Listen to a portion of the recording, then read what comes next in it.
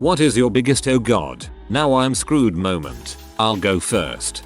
Long story short, used to live in a tent in the woods. Woke up one morning to a massive object casting a shadow on my tent wall. It moved and turned out to be a mountain lion. It circled my tent for about an hour. When it finally left, I gathered up the courage to leave and investigate. Found a rabbit's head about 10 feet from my camp. I didn't sleep well for the next few days. On a university expedition to Trinidad and having a day off on the beach. It was one of those beaches where the water remains very shallow for a long way out. We had to wade out a good 300 meters for it to get up to our chests. Me and a friend, both strong swimmers, decided to swim out to a small island just off the coast. Just as we are approaching the island, I noticed something didn't seem right. We seemed to be moving closer very fast for the amount of effort I was putting into swimming. I stopped swimming and tried to tread water. My feet couldn't touch the bottom and we were moving along pretty fast. I just had this sudden horrible, heart-sinking realization that we were in some sort of riptide and that it was going to pull us out between the headland and island and presumably out to sea. I realized later that the tide was changing and water was being forced between the relatively small and shallow gap between the headland and island, making for a very fast moving flow of water. I yelled to my friend and we both decided the best we could do is angle towards the nearest bit of shore and swim as fast as we could. I was switching between front and back crawl to try and make sure I didn't tire myself out too quickly. Then my friend, who is much taller than me, yelled that he was able to touch the sand at the bottom and dig his feet in to hold his place. I kept swimming until I could do the same. It was amazing standing still, leaning into the flow of water and seeing a wake appear behind us. We then were able to slowly make our way back by digging our feet into the sand and walking back to the shore. Relief doesn't cover what I felt when I got back to safety. Riptides suck. Nearly fell victim to one back in the 90s when I still did a lot of diving.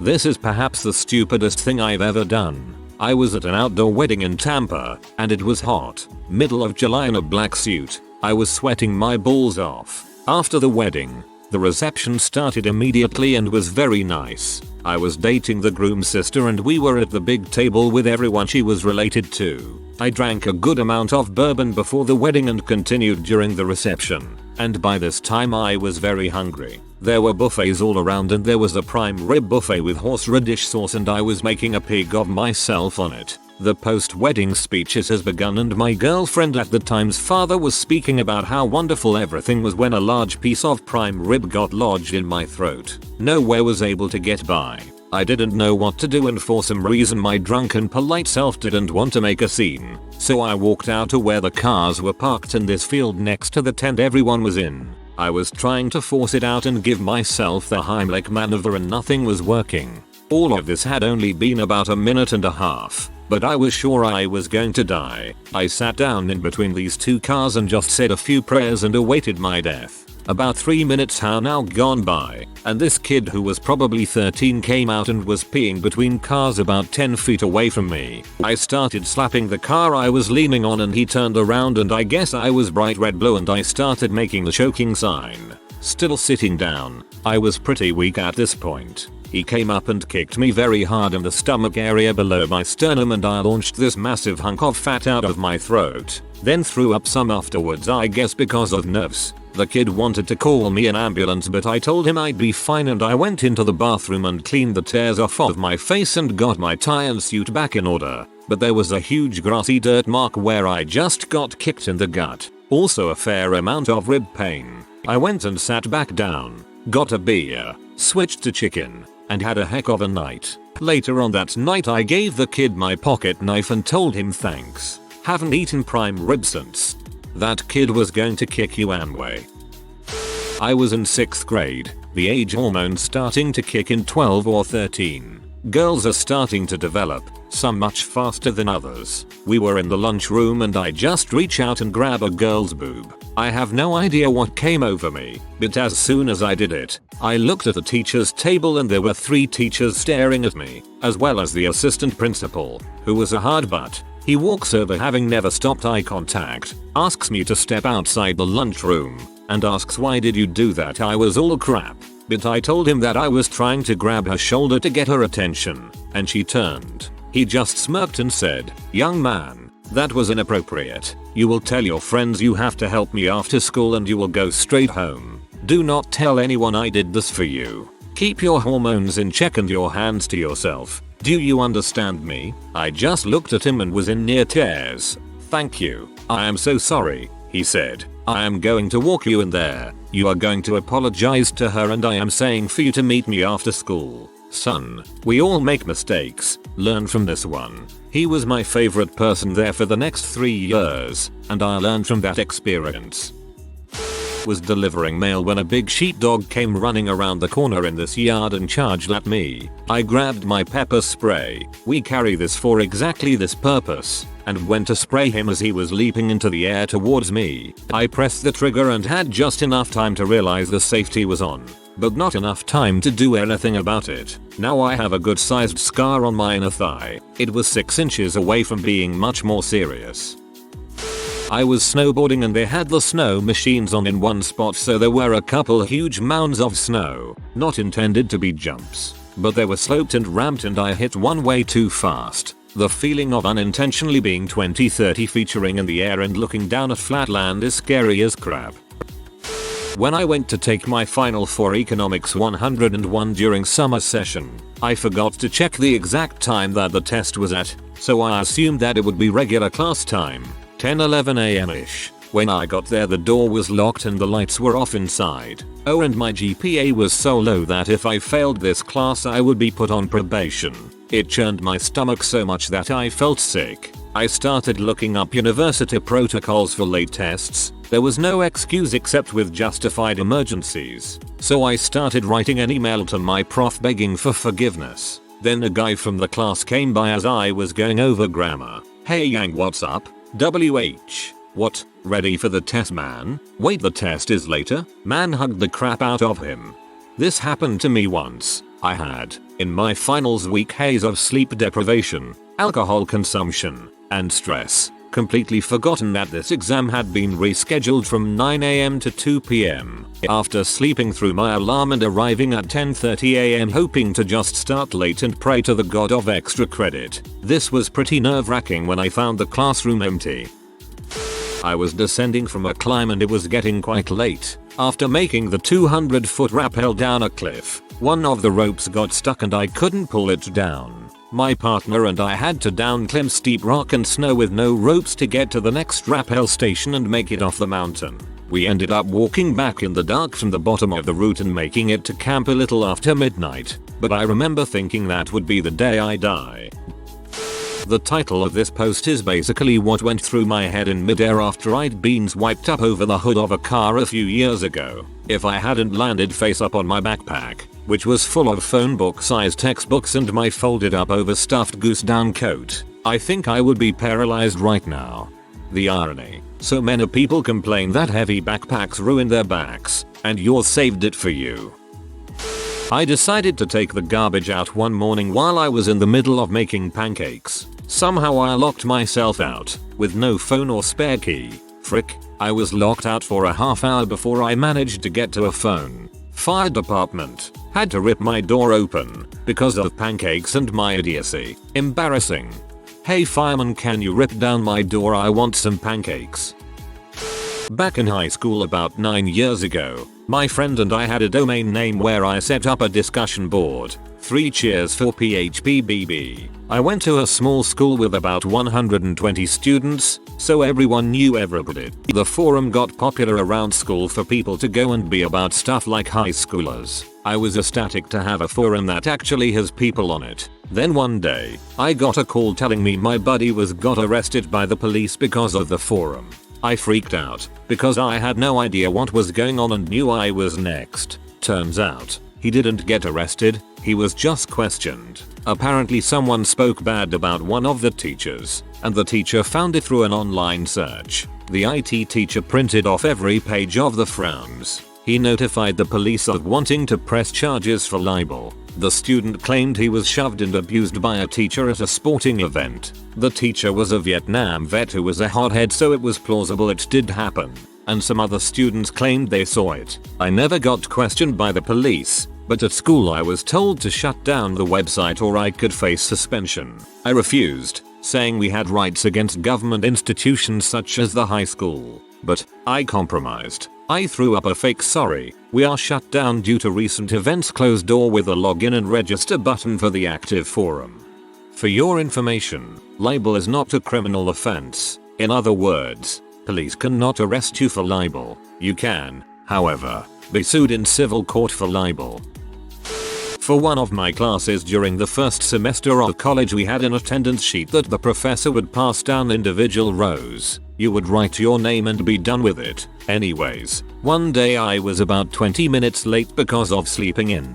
I sat in the very back and couldn't see my friends. I signed myself in, and when class ended I left the classroom and waited for my friends. As soon as they saw me their jaws just dropped. I was like, what, immediately, and they told me they signed me in. AKA, my name had been on there twice. All I could think was, I am screwed. The professor was strict on attendance and on forgery. What followed was about a month of proving that my signatures were my own for every single day of class that semester. I had to bring in official documents with variations of my signature. Luckily it all worked out. For me, my friend ended up failing the class because he signed me in that day, and that sucked. My first real job out of college. One of the co-op students that was working there started insulting me over the old Windows CLI messaging system. So, being down for a little verbal back and forth, I started to message stuff back to him, but it wasn't showing up.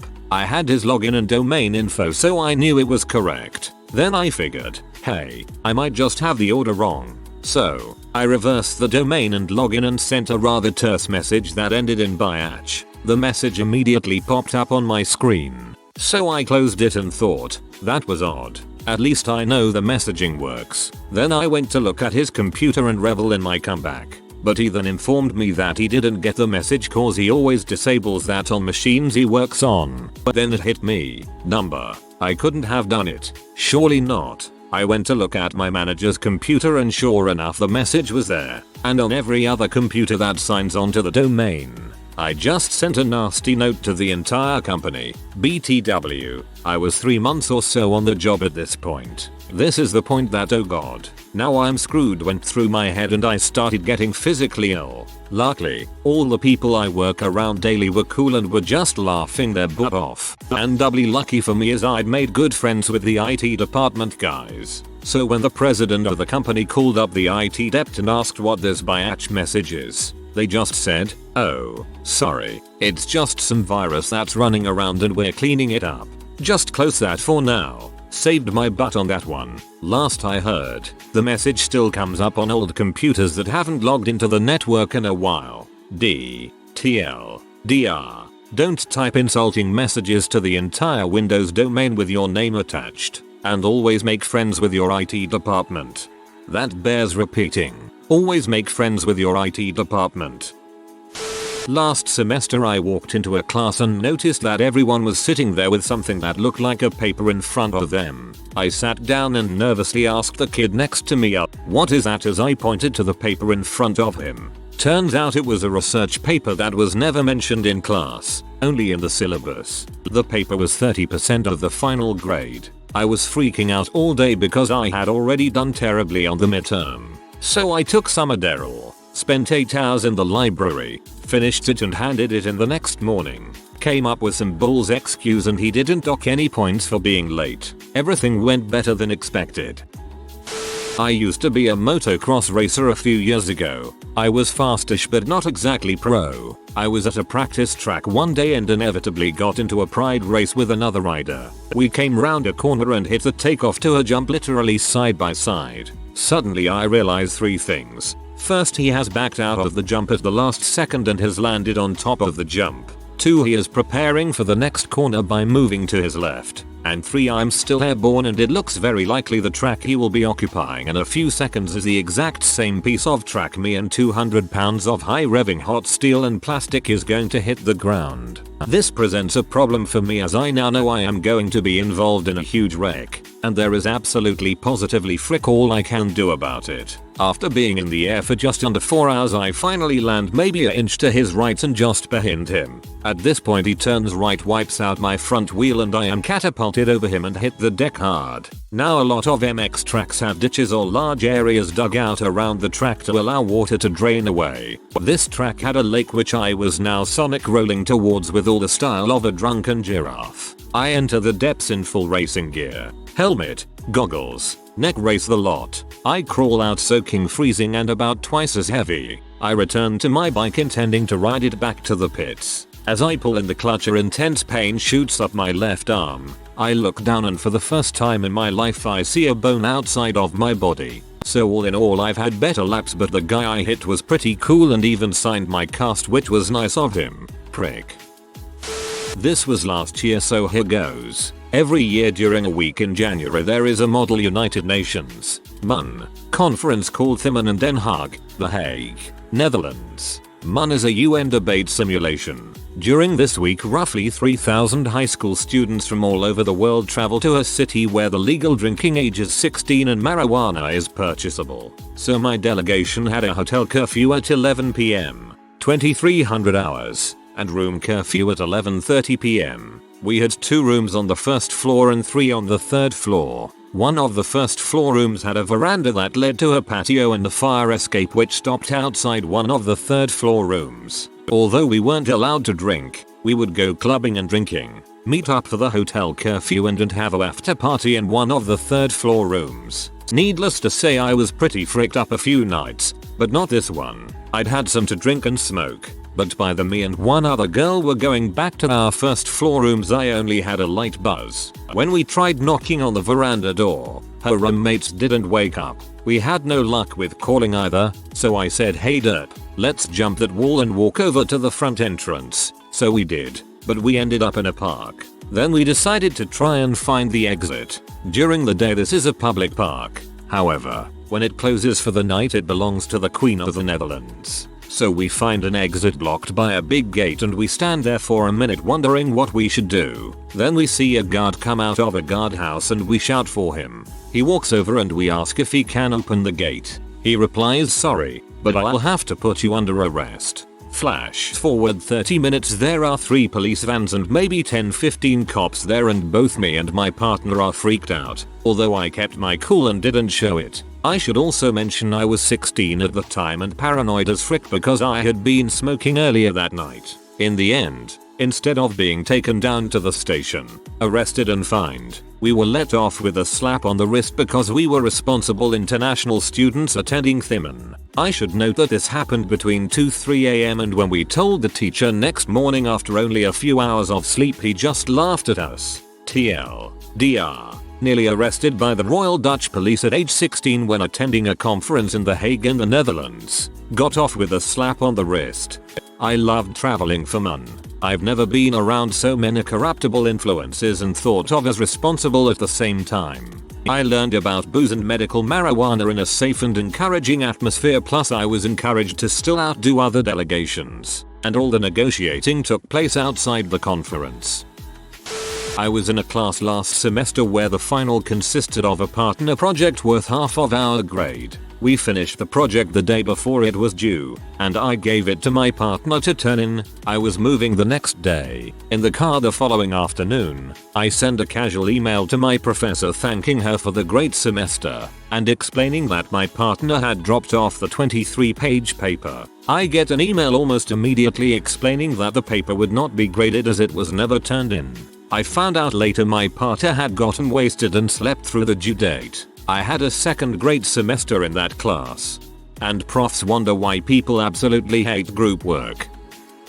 Okay, so my story happened few nice years ago. Story might be a bit disturbing. Mind you, I was at my, now ex, GF's place for the first time. She was my first girl, first kisses and stuff. Moreover, she and her family were strict Christians, which adds a little bit to the story. So we're making out for a few days straight. No intercourse before marriage, obviously. And my willy was not used to that amount of feelings. I felt that it's getting overloaded down there, though I was afraid to get it off in my bed during the night, cause it might have stained their bedclothes. I tried to endure the whole sojourn there, but at one point it was too much. I went to their very tiny toilet to relieve myself. I sat on the throne and started whacking.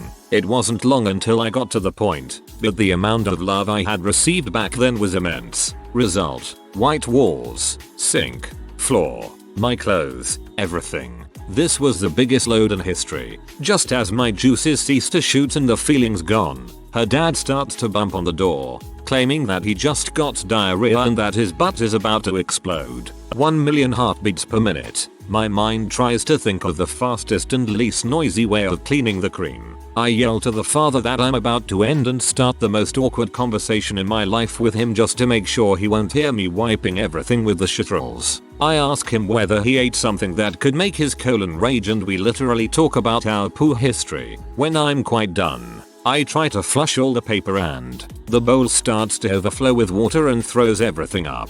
I panic, rush out of there, hit the old guy with the door. He falls on the floor and shoots himself. So yeah, I'm like FML, but they somehow swallowed this disgrace.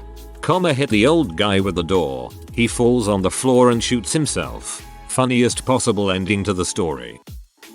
I was asked to reinstall Windows on my sister's computer. I was also specifically instructed to back up all the photos on a different partition. Now, while I was doing my thing, I formatted everything, backups and all. If your data isn't in at least 2 places, it doesn't exist.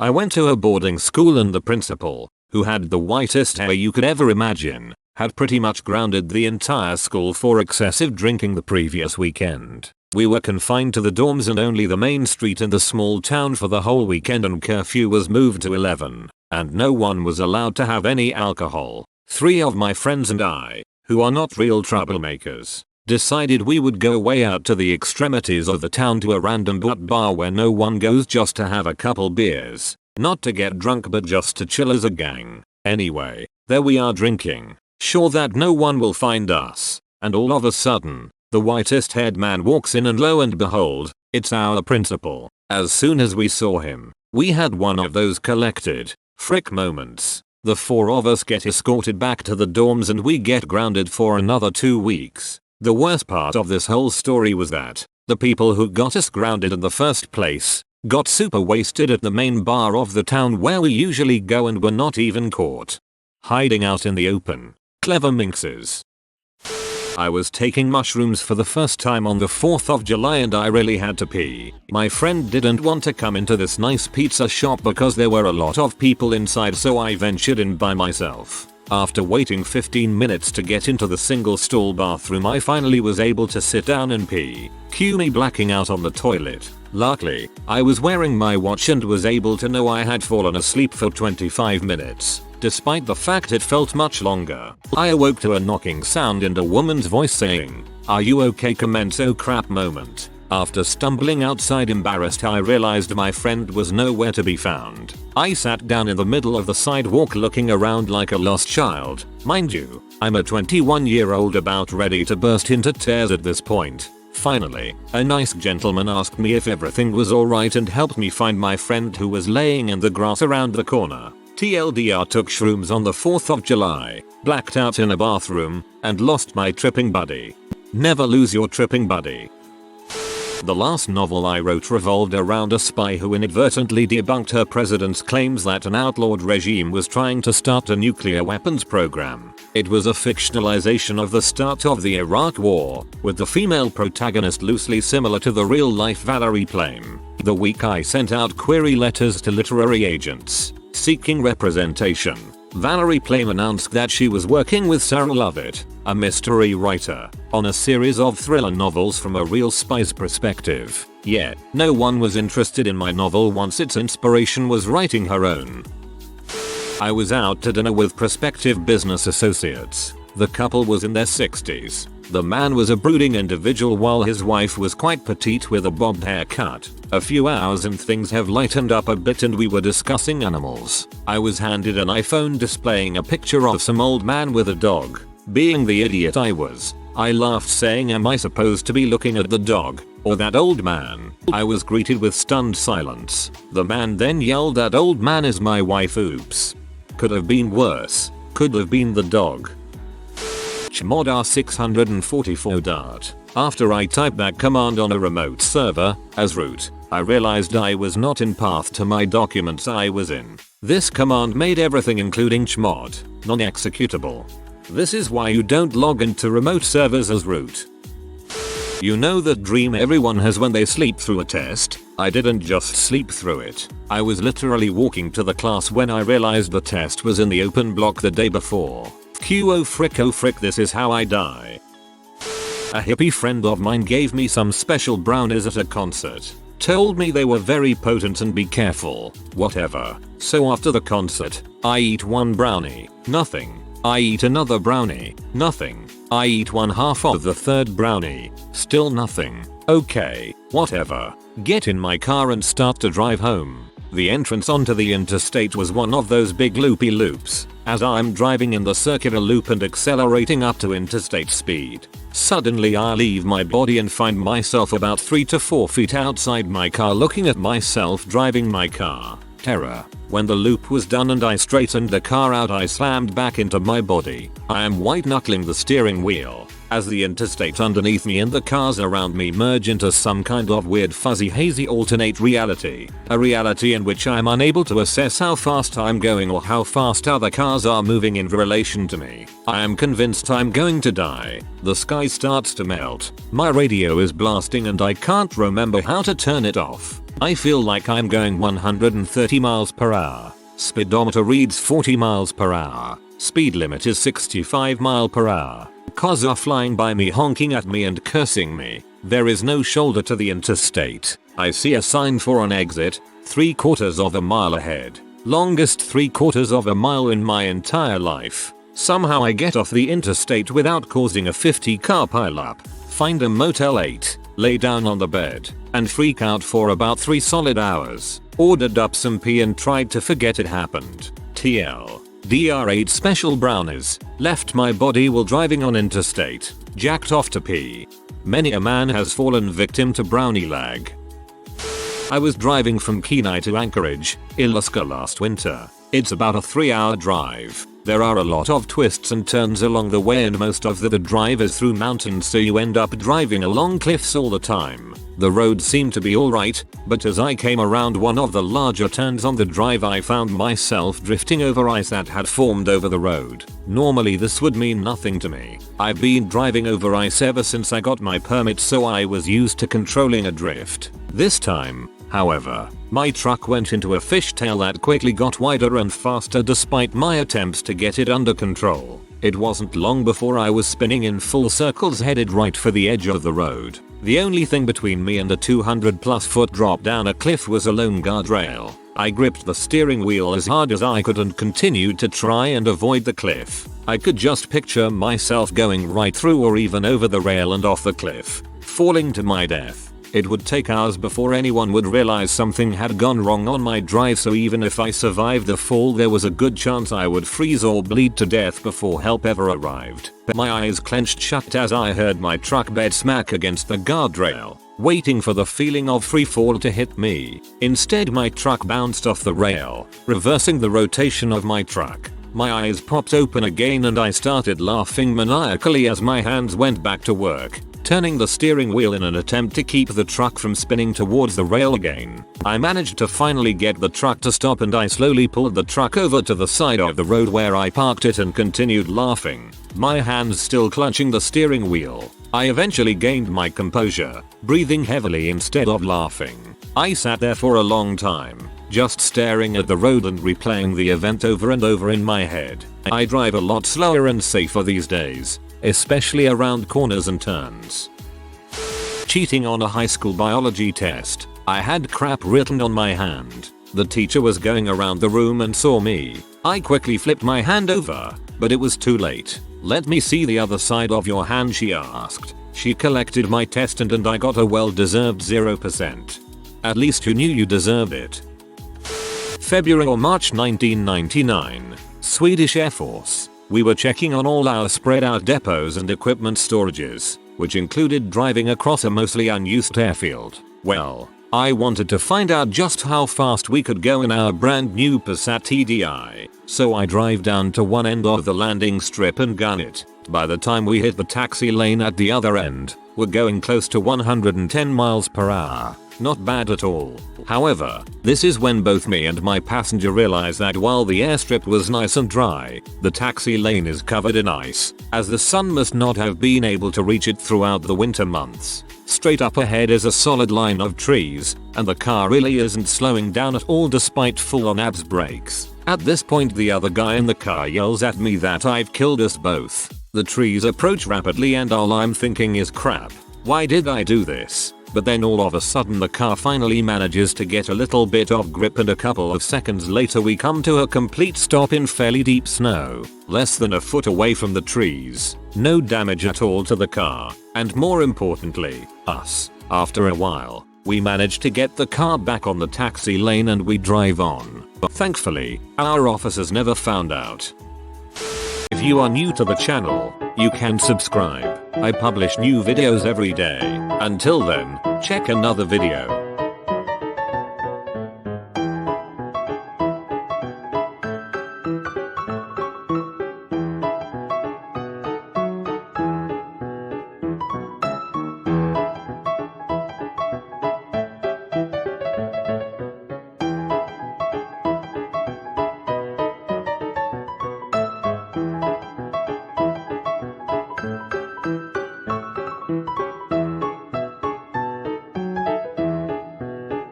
Bye for now.